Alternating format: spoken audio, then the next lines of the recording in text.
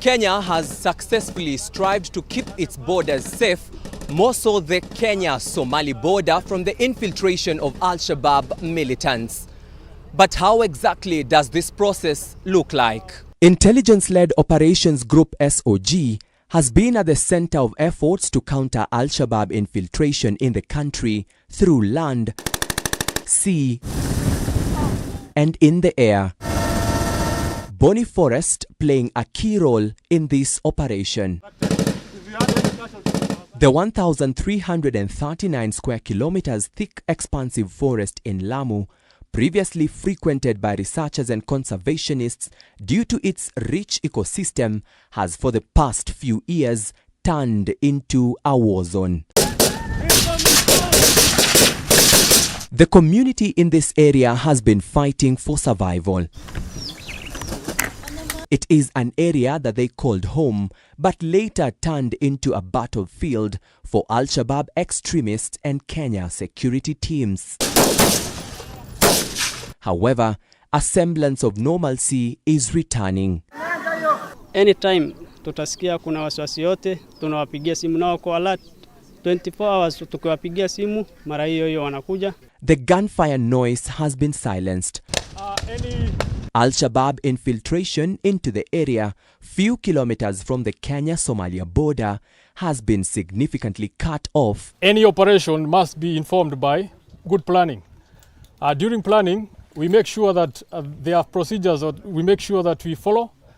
From the time we receive the mission, we issue a warning order, we make a tentative plan, then we proceed to conduct a reconnaissance, and then we initiate movement, then we complete the plan and issue the operation order, and then we supervise and refine. This has largely been pegged on spot-on intelligence-led operations between the community, a team of distinguished special reconnaissance teams, and the Special Operations Group of the Administration Police Service Special Forces. So the situation which faces the team is what determines the formation they'll take. In the middle of Boni Forest, we visit Nyangoro SOG Forward Operating Base. Be able to also enhance the social and economical activities within Lamu County. The officers here, who are reconnaissance specialists come battlefield intelligence experts and always on a high alert, have disrupted key Al-Shabab facilitation networks along the Lamu-Malindi highway, characterized by several attacks on passenger buses. We got a distress call of a member of the public who had been attacked. And so he was forced to lie on the floor on the road. And so we got a distress call from one of the members of the public who saw. And so our team had to react very fast to be able to at least secure life and also the property or anything, and also secure also the area, because as you can see, this route is very busy.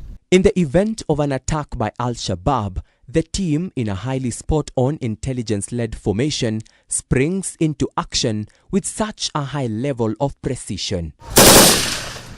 From air surveillance to armored vehicles to motorbikes, the SOG officers have only one job: neutralize and nab the enemy. Once in the nets of the officers, the Al-Shabab militants are a crucial asset in giving intelligence leads on militants' hideouts and training camps. As a result, hundreds of different types of weapons and thousands of rounds of ammunition get recovered, from M16s, AK-47s, G3s, self-loading rifles, walkie-talkies to improvised explosives. If you are not able to get these IEDs, they would have caused havoc upon the security team. Consequently, militia threats have been significantly thwarted before penetrating into the interior. Pangs of terror have not only been silenced in and within the Boni Forest, but also in areas like Masalani, a previous main assembly and distribution point for Al-Shabab militants in Garissa County, which is now under full control of the SOGs.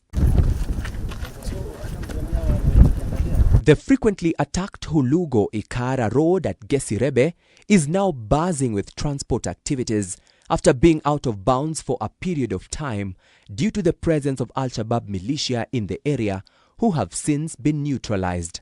Tukiwa watu 10, hiyo tunaweza tukiwa na machine gun moja.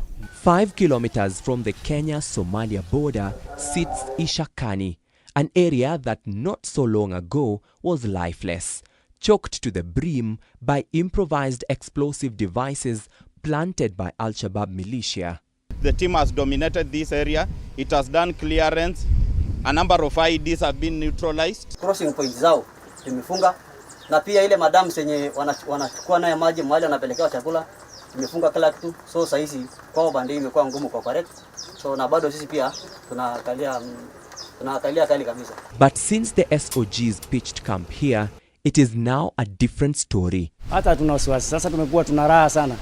Unaenda baharini bila wasiwasi. Ikifika saa 11 ilikuwa tuko majumbani, hakuna ruhusa kutoka, lakini sasa hivi waweza kukaa nje mpaka saa 7 saa 8. Watoto wana enjoy na wanaendelea vizuri na masomo. Wameimprove, wanajisikia kama wenzao. A similar outcome of events unfolds within the Boni community. Lakini kutoka walipokuja wamama tulianza kulala. Kama mimi kusema ukweli, hata karibu ningeshikwa na pressure.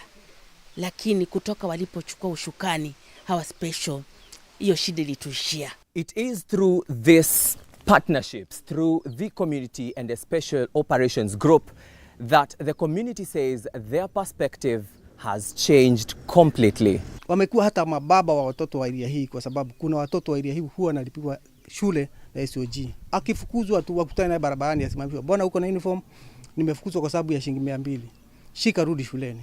Nilikuwa natamani SOG wakae hapa milele ili tupunguke zaidi. From the once deserted villages to reopened highways, life is returning. The Special Operations Group hasn't just secured territory, but also restored hope, and across the borderlands, the message is clear: Kenya will not bow.